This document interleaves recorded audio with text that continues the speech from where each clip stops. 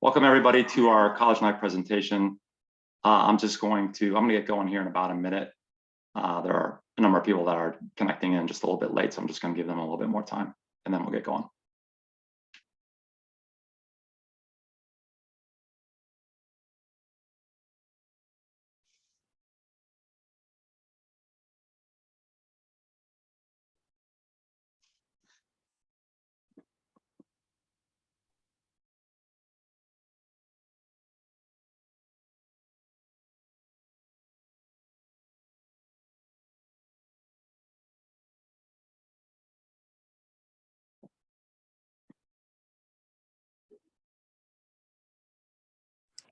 Okay.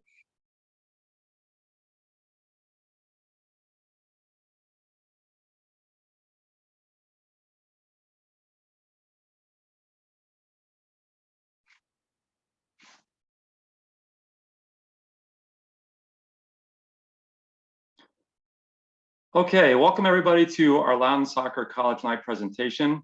I appreciate your interest, and hopefully you'll find the presentation helpful and useful in the recruiting process. My name is Dave Bucciero. I'm the Director of College Placement here at Loudoun Soccer. I'm also the Director of Goalkeeping, and I currently work with the 04-05 girls ECNL team, as well as the women's Pro 23 team, which competes in the summer. Before coming to Loudoun, I was a collegiate coach. I was a head coach at American University on the women's side, an assistant at Boston University, Texas Tech, and I started off on the men's side as an assistant at Washington College, which is a Division III program. Tonight, we're going to be joined by two college coaches, Rich Costanzo, who is currently the head men's coach at George Mason University. He's only been there 1 year. Before coming to George Mason, he was an assistant at the University of Pittsburgh, where he helped that program have a lot of success, get to the NCAA tournament a number of times, and get to the College Cup, which is the Final Four 1 year. Before being at Pittsburgh, he was an assistant on the men's side at Army. Alex Jaroyan is the assistant women's soccer coach at George Washington. He's also only been at GW for 1 year. Before GW, he was an assistant at the University of Tennessee Martin and an assistant at Angelina College, as well as Ursinus College, which are both Division III programs. So he's got experience at both the Division I and the Division III level. So tonight we're going to look at a couple different things. We're going to look at how to form a pool of colleges and ultimately select a college, the differences in scholarships between the Division I, II, and III levels, a timeline for what players should be doing freshman through senior year, some basic NCAA rules and regulations that everybody should be aware of, how to properly communicate and correspond with college coaches, the importance of ID camps and highlight videos, and the roles that parents and players play throughout the process.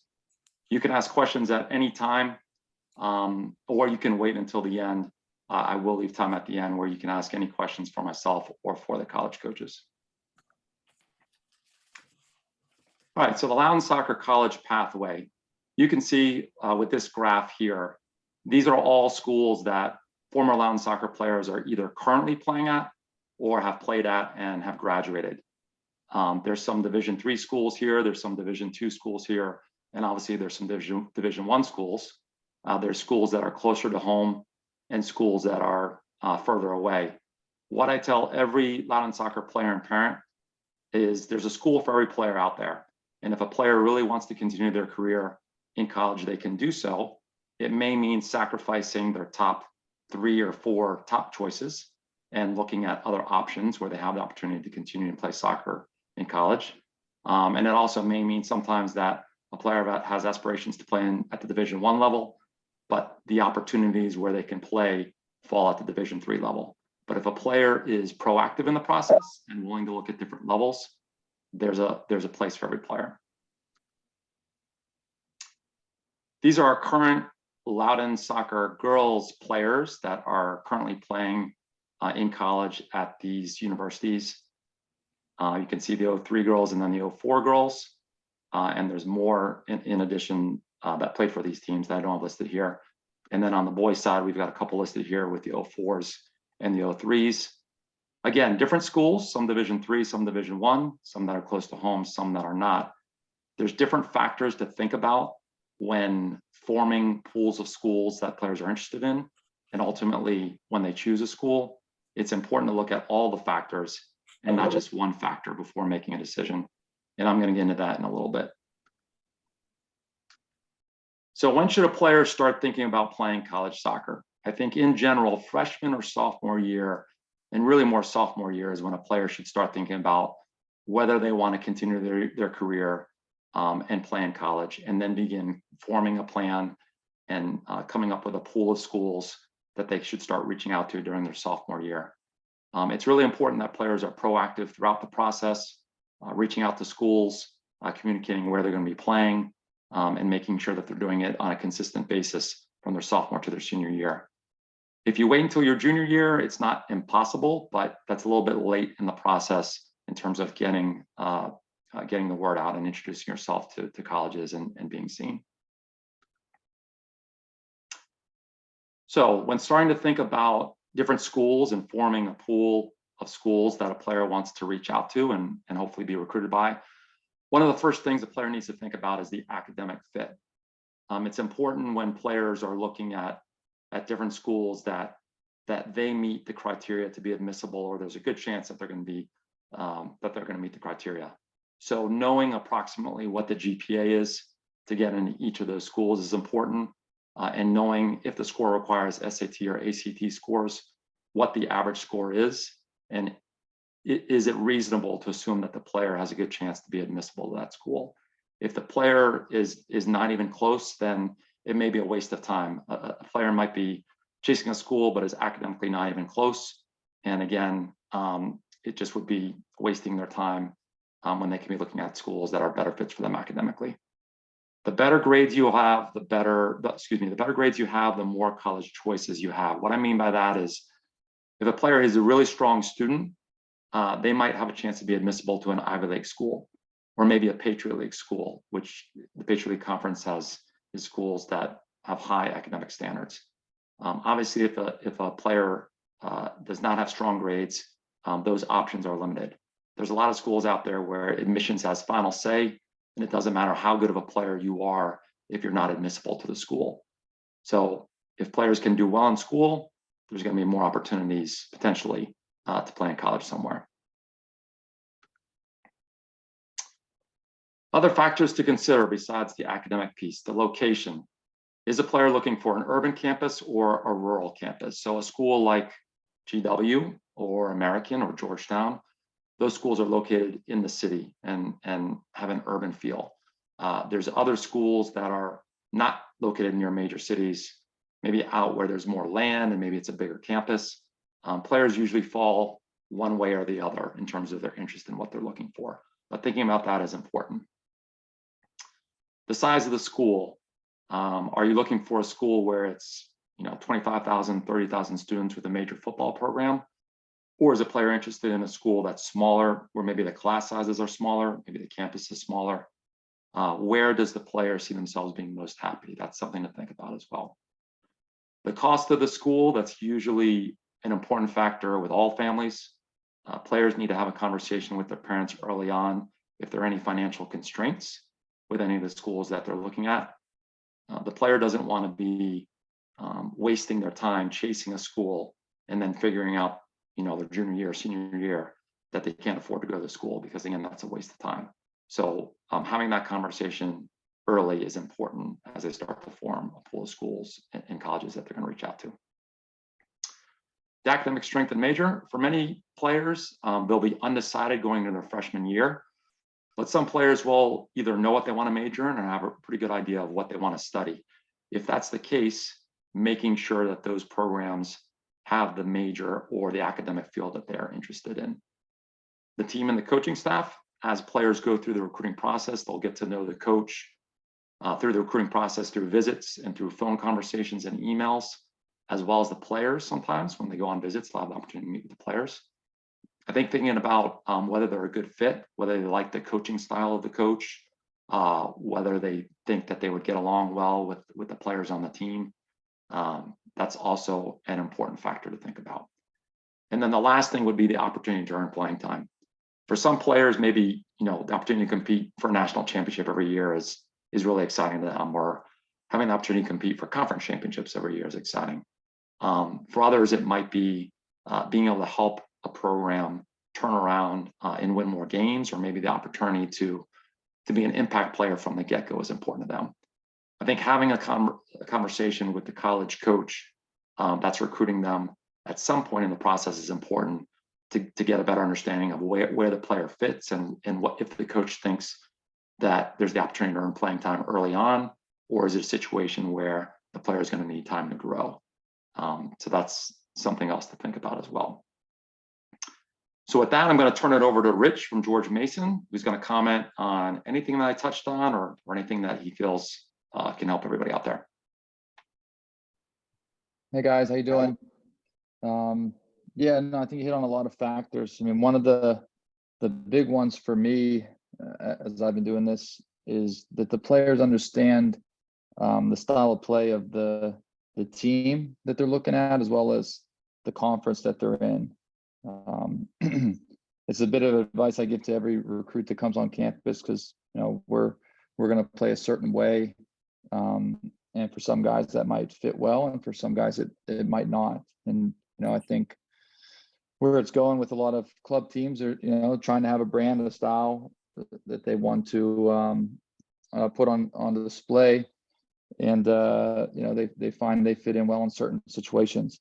I've seen many times where a 5'4" midfielder goes to play in a league where the most of their play is direct play over the top, and they get very disgruntled and move on because they want to play through the midfield.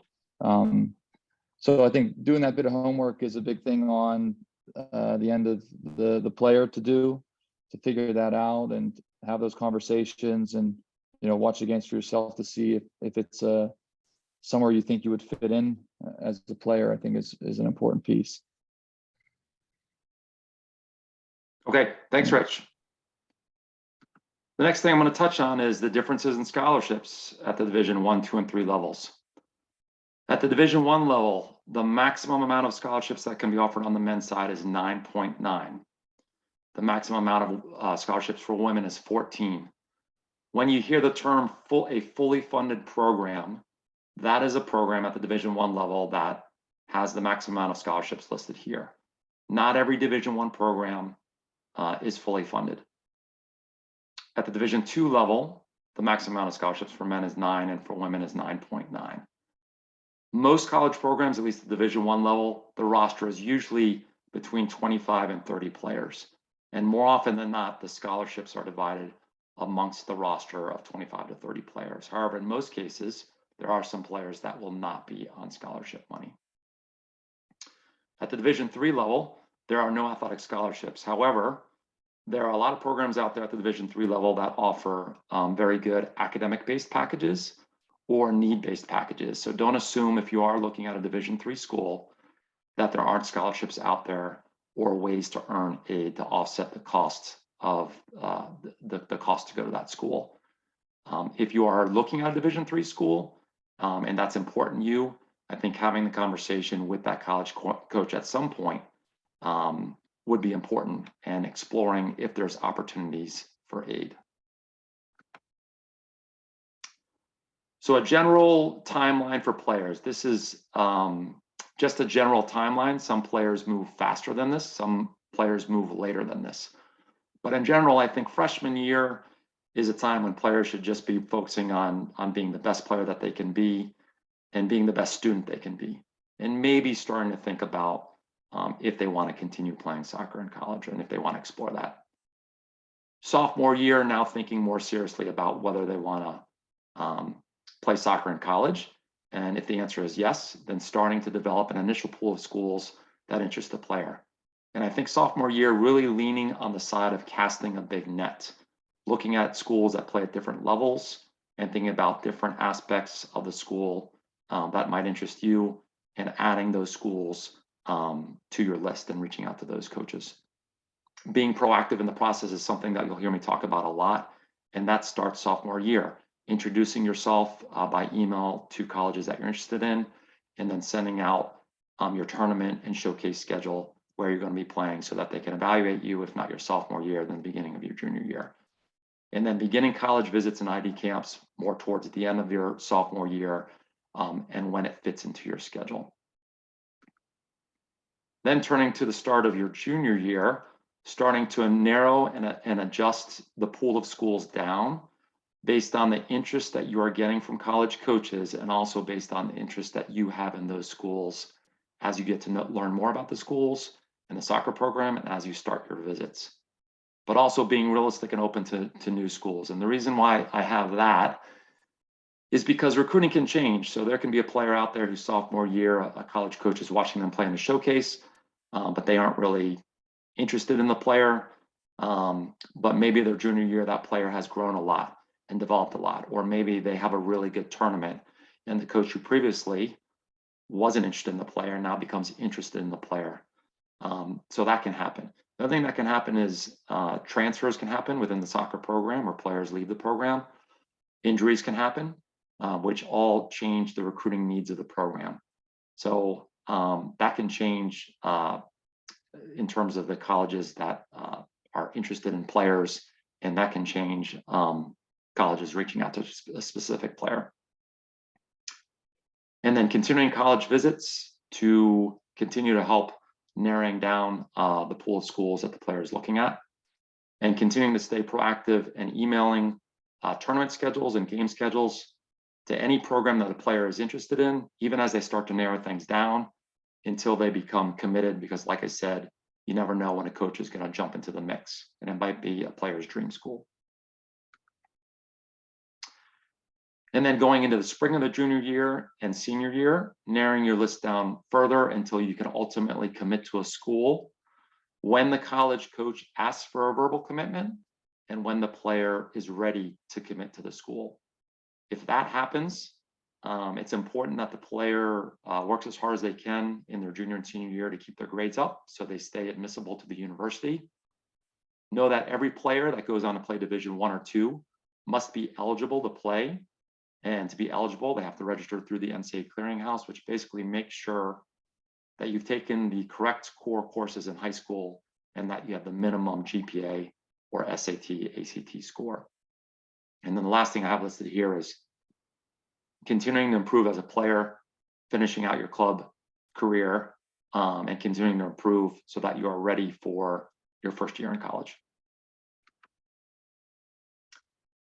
So switching gears here to some basic Division I rules and regulations that I think everyone should be aware of.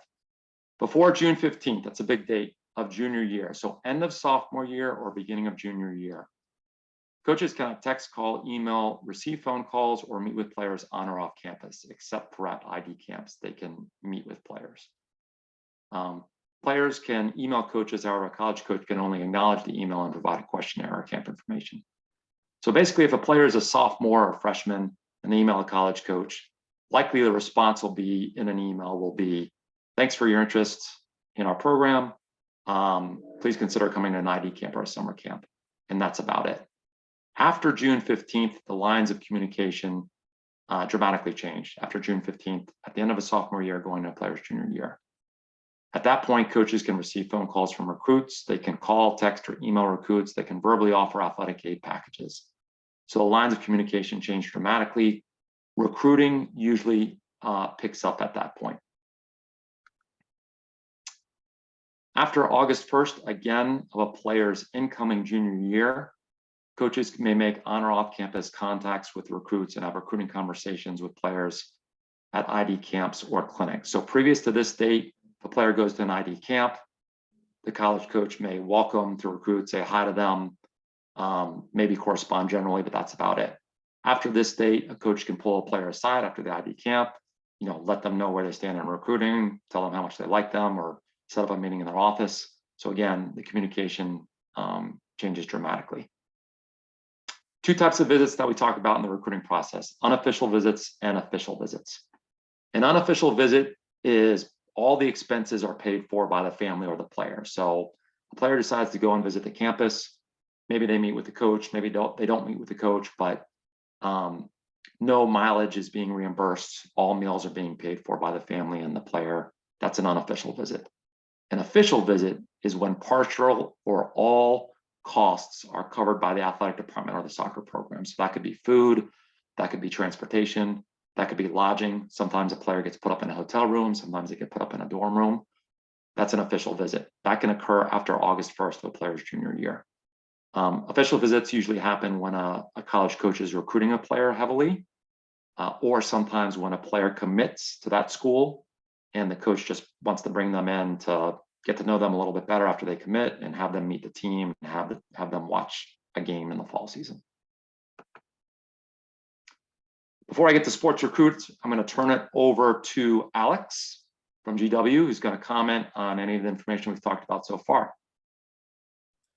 Hi guys. So just an important thing about the June 15th date, just really important, and we'll touch on it later, Dave, but include your grade when you are emailing us, right? So we can contact you guys before or after June 15th. It's really important for us to know what year you were in, right? We don't want to be hurting ourselves as a program emailing you if we are not allowed to at that point. So it's really important that when you email us, yes, we see it, but if we cannot email back or talk to you guys, just acknowledge your year and time. And then huge point Dave made was during the recruiting process, it's really important to keep your grades up, right? So I know sometimes it can get a little hectic, but for us at GW, we're really academic driven school. And that's the first thing we look at when we're at tournaments or just seeing players' emails is their grades. So it's a huge thing for us, but everything else is spot on there.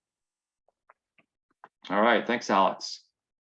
Sports Recruits. Sports Recruits is a company that we've partnered with at Loudoun Soccer. It's been a great addition to the club. Any player that's a 2008 boy or girl or above has access to Sports Recruits. And through Sports Recruits, you have your own platform and a player can build their own profile. They can email any college coach at the Division 1, 2, or 3 level and find them easily at the website, at the Sports Recruit website.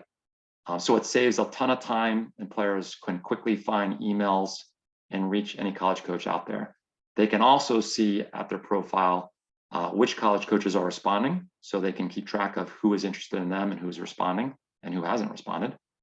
They can learn about every college and about the soccer programs. They can see what commitments are there at the universities, what players are going to that school. And they can also build highlight videos and attach those videos to the emails that get sent out through the Sports Recruit platform. So it saves a lot of time, it's centralized everything, and it's really helped in the organization and communication, organizing the communication with college coaches. So it's been, like I said, a great addition and helped all our recruits. Parents, if you have any questions or players about Sports Recruits, feel free just to reach out to me. And if I don't know the answer, I will connect you with our contact who can help you with Sports Recruits. All right, turning to communication before and after tournaments.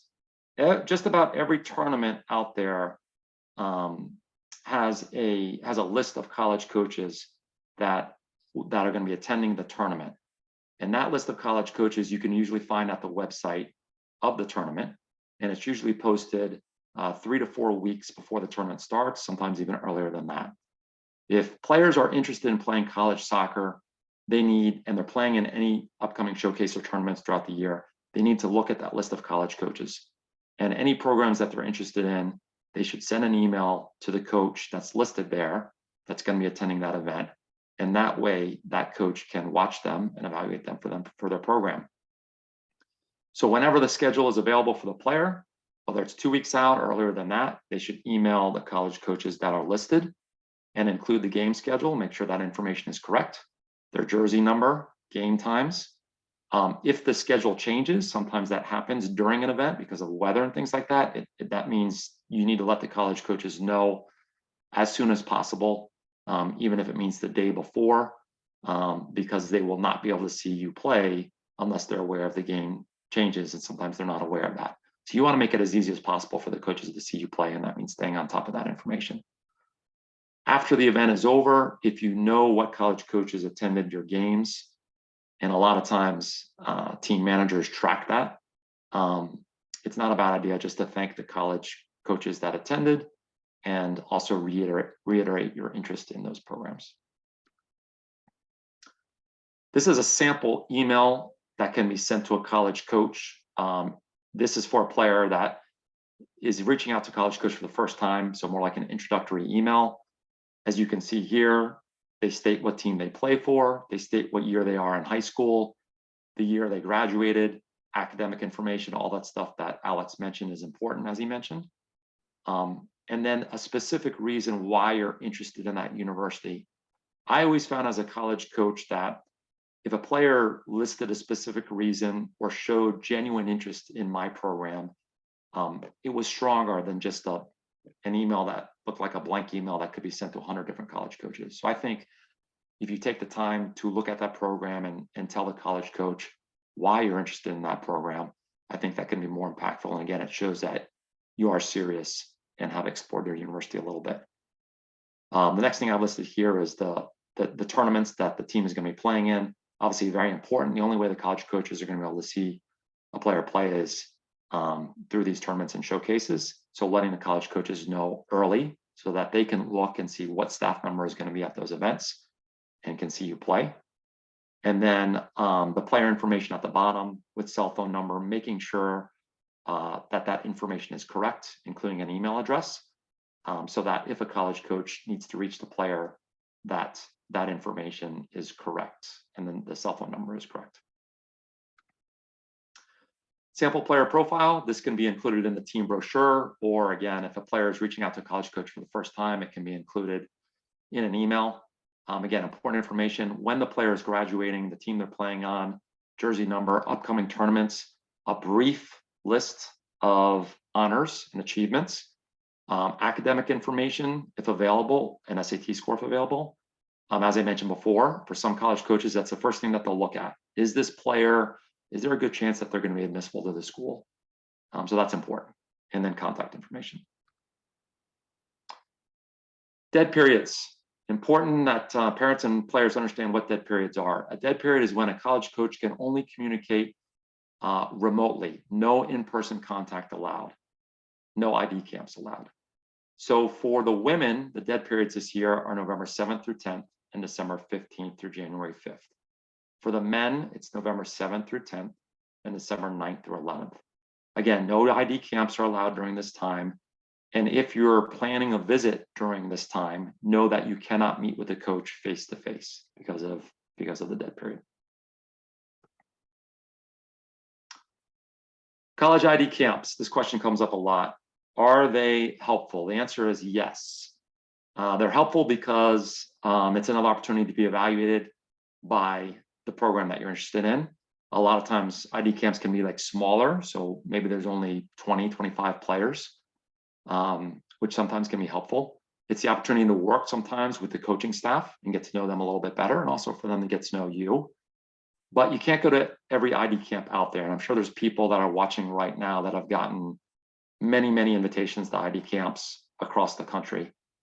My advice regarding ID camps would be to look at the ID camps of schools that you are interested in, or if you are being recruited by schools and they send you an invitation to an ID camp, those are the ones to look at first, in my opinion.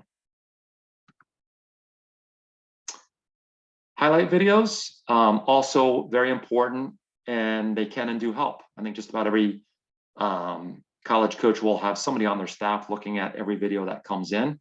Most college coaches will look at highlight videos as an initial evaluation to see what the player is like, to get an idea of what the player is like, before they evaluate them with their own eyes in person at one of the upcoming showcases or tournaments.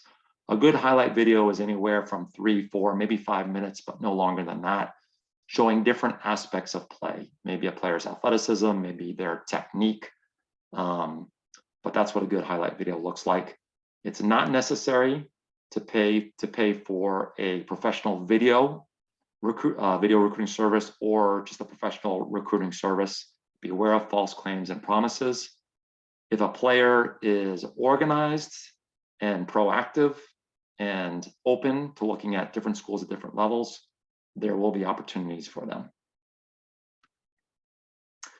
So just wrapping up here, general rules to live by for players. Beginning the college search process early, as I mentioned, sophomore year I think is a good time to start the college recruitment process and start reaching out to college coaches. determining where you would be most happy based on all factors and not just one factor, visiting schools that you're interested in so you can start to narrow down your pool of schools, reaching out to a variety of colleges at Division 1, 2, or 3 levels, and being proactive in your communication with college coaches. Knowing that college coaches are evaluating hundreds of players across the country and also recruiting internationally. So they are looking at a large pool of players, and you must understand that. And like I said, I encourage players to cast a big net and reach out to a lot of different schools, and then you can always narrow down the search from there. Using ID camps and college camps as part of the recruiting process, and having prepared questions for a college head coach or assistant coach if you visit a school and you have the opportunity to meet with the coaching staff. For parents, communicating any financial constraints early on in the process, being realistic regarding your child's abilities and talents, and being supportive of what your child wants. And the last thing I have is actions that can affect recruiting. One bad tweet or Facebook post can be costly. There's been stories in the last couple of years of players that have had recruiting affected in a negative way because of things they wrote on Twitter or on social media. There are some college coaches that pay attention to that. So you've got to be careful and smart about how you use social media and know that it can affect recruiting in a negative way. Poor body language and communication on and off the field with teammates, coaches, and parents. Know that college coaches are looking at not only what you can do with the ball, but how good a teammate you are. College coaches want players with good character, players that are going to be good teammates and add to the culture of their team. So as I said, they're looking at how you interact on the field, what your actions are like, and know that's just as important as what you're doing on the field. And then poor body language and communication with college coaches. When you go on your visits, I would encourage you to show interest in the school, have prepared questions, as I mentioned before, and be excited about the opportunity. And then the last thing is emails sent to wrong coaches. Make sure that when you send emails out that you spell the coach's name correctly, and make sure that you're sending it to the correct university. Because if a college coach gets an email sent to the wrong university, they'll probably immediately delete that email quickly. And that'll be the end of recruiting. All right. There's a couple questions here, and then I'm going to open it up to everybody. Rich, maybe you can take this one. What does the 9.9 and 9 signify, and how does that relate to scholarship amount? Is this a scale? So 9.9 means that athletically we can give out, we can give 10 players a full, pretty much. So it's like if we have 30 guys, 10 of those guys could get a full scholarship, or we could divvy those up. Those could be half scholarships, quarter scholarships, however we see. But we only have those 10 to give out. If that makes sense. And the other ways to get money are academically, as we went over, and through FAFSA, financial aid. So those are the three ways that you can get scholarship. So and a lot of programs they do what's called stack, where you can get some federal money, some academic money, some athletically related money, and to help get your full package of what you can be offered to attend the university. Okay, thanks, Rich. Next question, does Sports Recruits have an app? I believe they do. I will get back to you on this, but I believe they do. The other thing I forgot to mention with Sports Recruits is club coaches are able to see the communication between the college coaches and the players. So they obviously are able to see what colleges are interested in all their players all at one site, which is really helpful for the coaches in our club as well.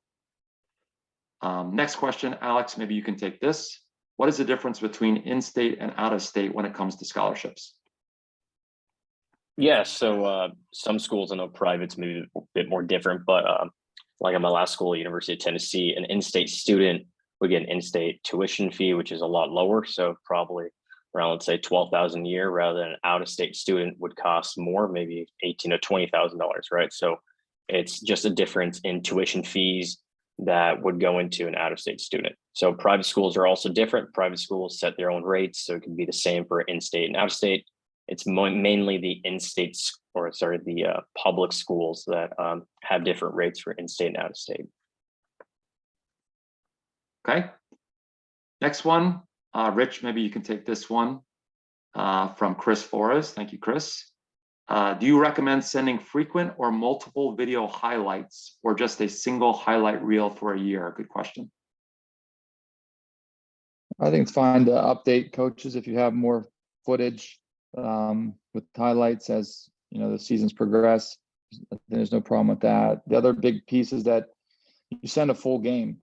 So most of our work, especially now that everyone's done it during COVID of recruiting online through video, it's get that highlight out and then get the full game so the coach can analyze it. And then many times that would be our next step then to see you live if we've already analyzed a full game to see some of the, not just the key moments, but seeing some of the deficiencies, weaknesses.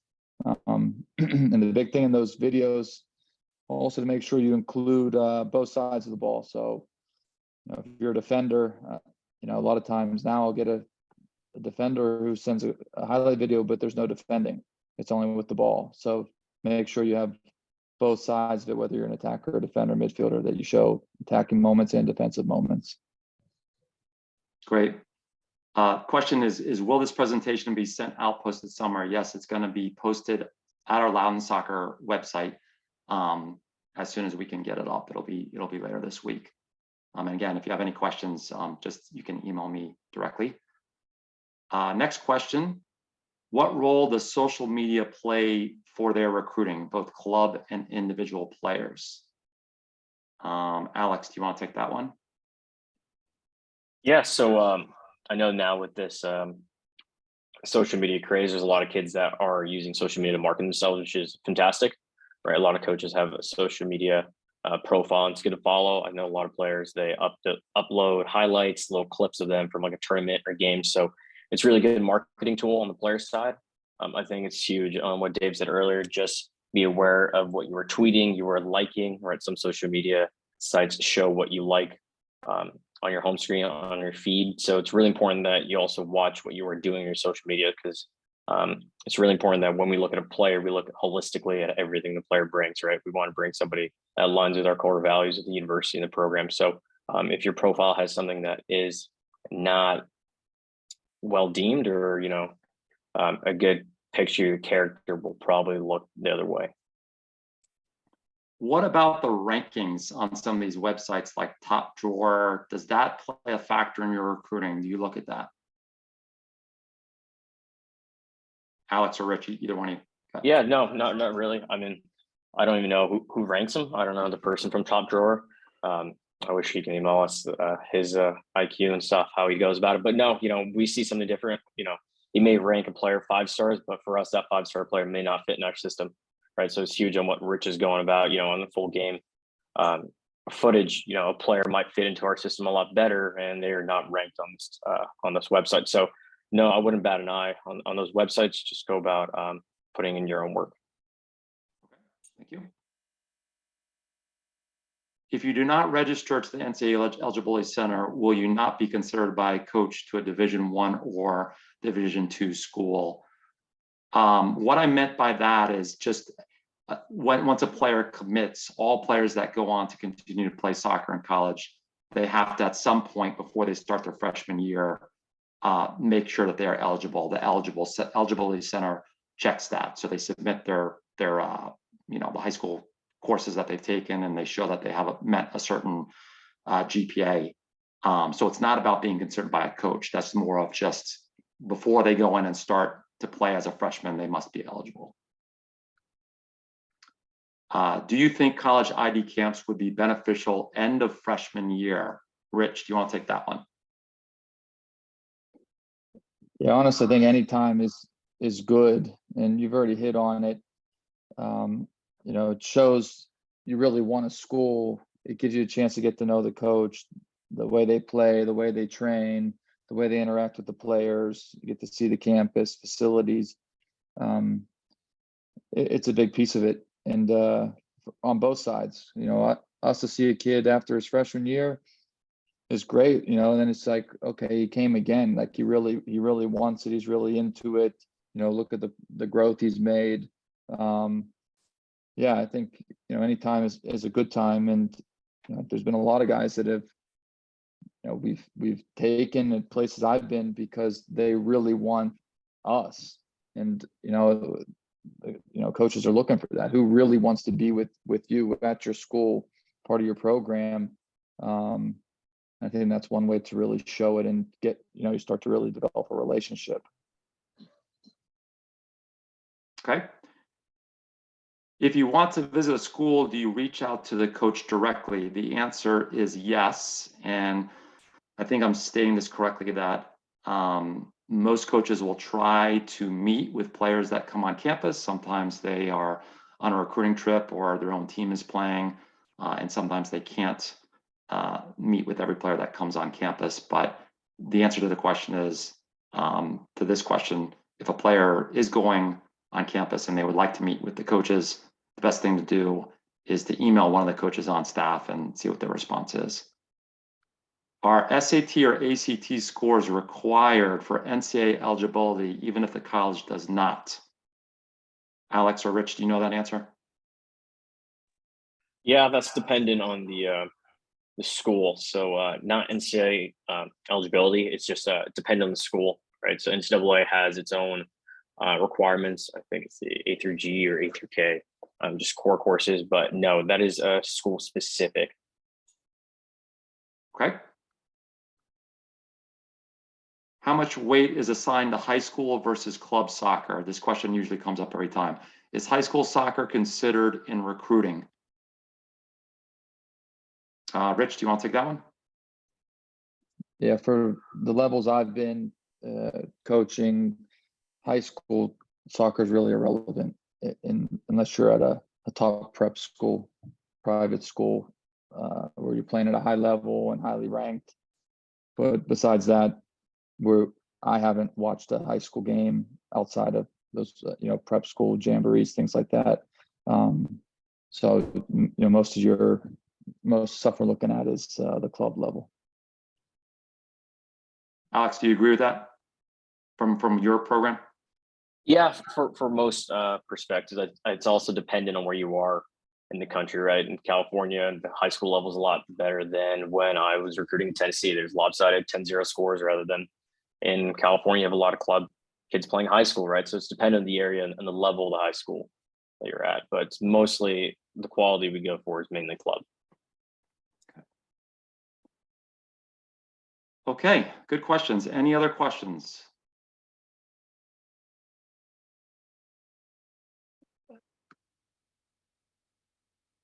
Do schools recruit heavily locally? You're both local, so who wants to take it? Yeah, I know we do. It's commute wise, it's a lot easier for us.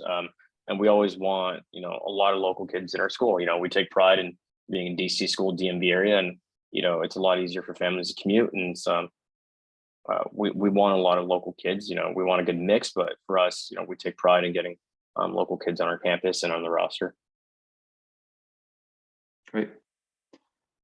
How many colleges should you try and visit?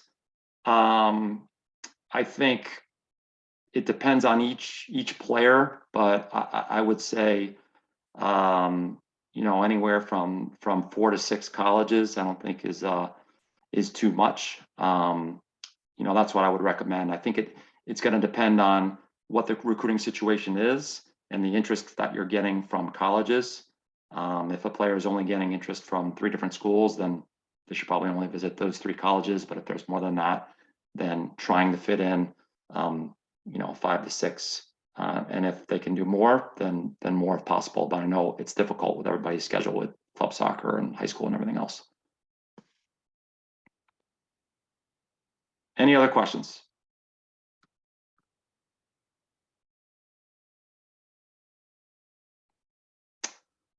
Okay, well, I appreciate your time, Alex and Rich, because your season isn't done yet. And I know you got a lot going on, so really appreciate your time and just your knowledge that you shared with our club. So best of luck the rest of the way. For anybody that is watching, if you have any questions that I can help with, you can feel free to reach out to me directly. And I look forward to seeing everybody on the fields again soon. So that concludes the you. program. And again, thanks, Rich, and thanks, Alex. Thanks, Dave. Thanks, Loudoun. Thanks, guys. All right. Take care. Take care.